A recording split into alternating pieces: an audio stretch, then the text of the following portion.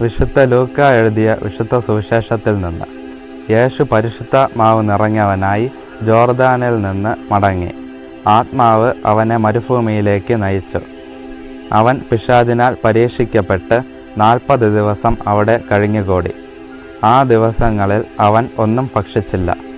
അവസാനം അവന് വിശന്നു. അപ്പോൾ പിശാച് അവനോട് പറഞ്ഞു, നീ ദൈവപുത്രനാണെങ്കിൽ ഈ കല്ലിനോട് അപ്പമാകാൻ കൽപ്പിക്കുക.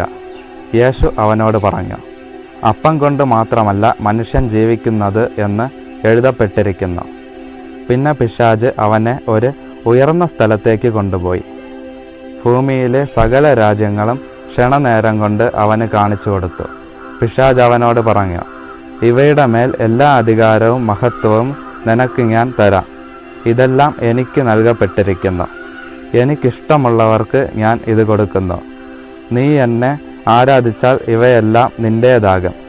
യേശു മറുപടി പറഞ്ഞു, നിന്റെ ദൈവമായ കർത്താവിനെ നീ ആരാധിക്കണം. അവനെ മാത്രമേ പൂജിക്കാവൂ എന്ന് എഴുതപ്പെട്ടിരിക്കുന്നു. അനന്തരം പിശാച് അവനെ ദേവാലയത്തിലേക്ക് കൊണ്ടുപോയി. ദേവാലയ ഗോപുരത്തിൻ്റെ ശൃംഗത്തിൽ നിർത്തിക്കൊണ്ട് പറഞ്ഞു, നീ ദൈവപുത്രനാണെങ്കിൽ ഇവിടെ നിന്ന് താഴേക്ക് ചാടുക.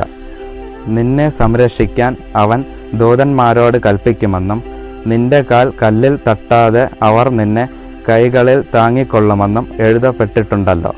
യേശു പറഞ്ഞു, നിന്റെ ദൈവമായ കർത്താവിനെ പരീക്ഷിക്കരുത് എന്നും പറയപ്പെട്ടിരിക്കുന്നു. അപ്പോൾ പിശാച് പ്രലോഭനങ്ങൾ എല്ലാം അവസാനിപ്പിച്ച് നിശ്ചിത കാലത്തേക്ക് അവനെ വിട്ടുപോയി. കർത്താവിൻ്റെ വചനം.